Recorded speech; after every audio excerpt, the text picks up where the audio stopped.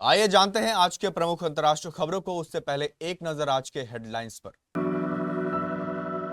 सोनम वांगचुक के अनशन की अमेरिका में गूंज, धर्मेंद्र प्रधान के इस्तीफा की मांग को मिला सपोर्ट।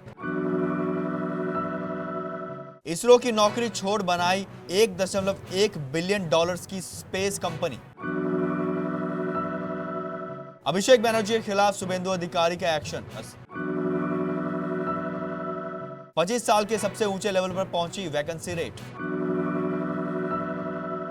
यूएस का लगातार 7वीं रात ईरान पर हमला, ईरानी बोले जमीनी हमले हुए तो कुवैत बहरीन में घुस जाएंगे।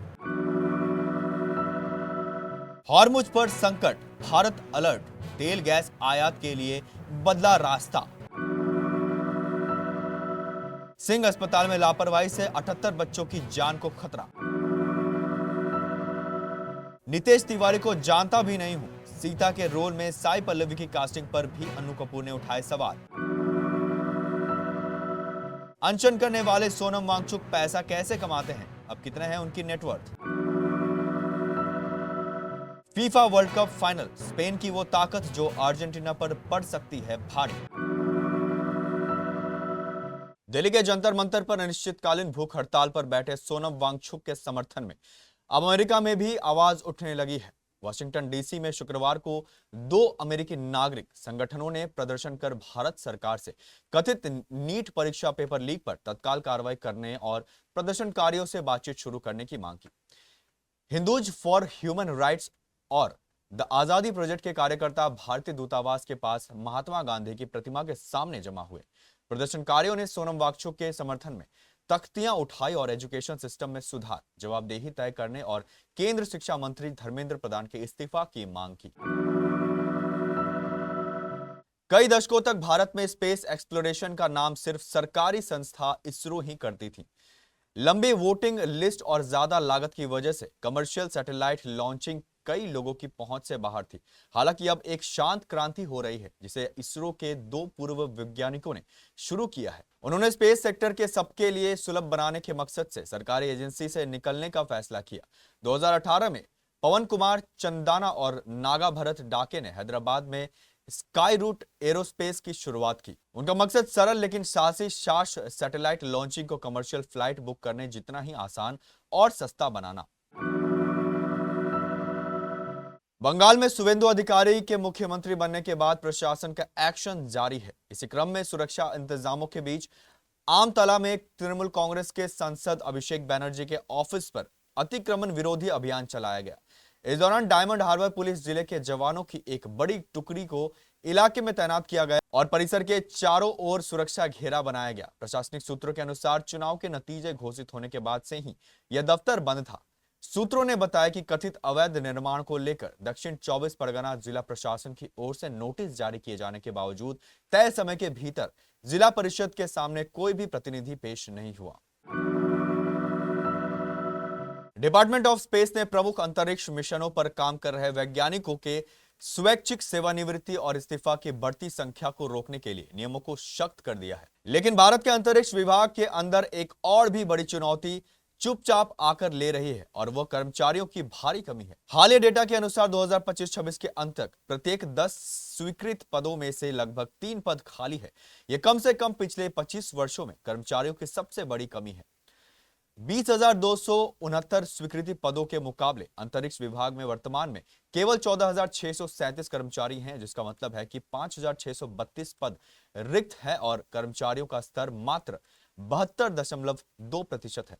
2025-26 में कर्मचारियों की संख्या 14,637, वर्ष 2001 और 2 की संख्या 14,847 से भी कम है। एक मुख्य अंतर यह है कि 2001-2 में स्वीकृत पद केवल 16,423 थे, जिसके कारण तब रिक्त दर 10% से भी कम थी।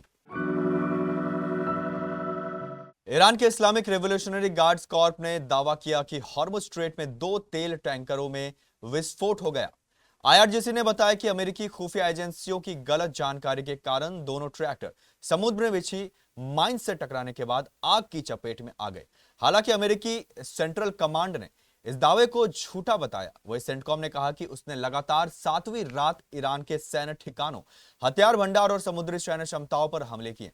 अल जजीरा के मुताबिक इन हमलों में सिरिक बुशेर, बंदर अब्बास, केशम द्वीप और यजद को निशाना बनाया गया। उधर ईरानी सांसद अहमद बख्शाइश ने चेतावनी दी कि अगर अमेरिका ने जमीनी हमला किया तो ईरान कुवैत और बहरीन में घुस जाएगा और वहां मौजूद अमेरिकी सैन्य ठिकानों को तबाह कर देगा। अमेरिका और ईरान के बीच फिर से जंग छिड़ने से स्ट्रेट ऑफ हॉर्मुज पर तनाव काफी ज्यादा बढ़ चुका है। ज्यादातर जहाज हॉर्मुज के बजाय वैकल्पिक रास्ते को अपना रहे हैं। S&P ग्लोबल एनर्जी ने नए रिसर्च के अनुसार जंग फारस की खाड़ी से तेल, LNG और निर्यात को तेजी से कम कर रही है, जबकि 17 जून को समझौता होने के बाद से तेल और गैस का निर्यात तेजी से बढ़ा था, लेकिन अब यह कम हो चुका है। इस रिपोर्ट में यह भी दावा किया गया कि भारत हॉर्मुज जलमध्य में बढ़ते रिस्क से बचने के लिए कच्चे तेल और LNG के आयात को संयुक्त अरब अमीरात और ओमान के रास्ते मोड़ रहा है। इसका मतलब है कि भारत अपने तेल गैस की आपूर्ति पूरी करने के लिए वैकल्पिक रास्तों को अपना रहा है। पाकिस्तान के कराची में एक सरकारी अस्पताल में इंफेक्शन कंट्रोल और मेडिकल वेस्ट मैनेजमेंट में गंभीर खामियों के कारण HIV का प्रकोप फैल गया है, जिससे 78 बच्चे संक्रमित हुए हैं। कराची के SITE इलाके में Sindh employees social security institution द्वारा चलाए जा रहे वालिका अस्पताल की जांच में पता चला है कि सिरिंज से सुइयां हाथ से निकाली जा रही थी। स्टेरिलाइजेशन के उपाय अपर्याप्त थे और बिना ट्रेनिंग वाले कर्मचारी दूषित कचरे को संभाल रहे थे। सिंध हेल्थ केयर कमीशन ने सरकारी अस्पताल को रेगुलेटरी निरीक्षण किया और पाया कि इस्तेमाल की गई सुइयों को सरप्लस बिना में नहीं डाला जा रहा था। अस्पताल के कर्मचारी यह नहीं बता पाए कि निकाली हुई सुइयां कहां गई थी, उन्हें कैसे डिस्पोज किया गया था। नीतीश तिवारी की रामायण का दर्शकों को बेसब्री से इंतजार है। इस फिल्म के ऐलान के बाद से दर्शकों को इसका इंतजार है।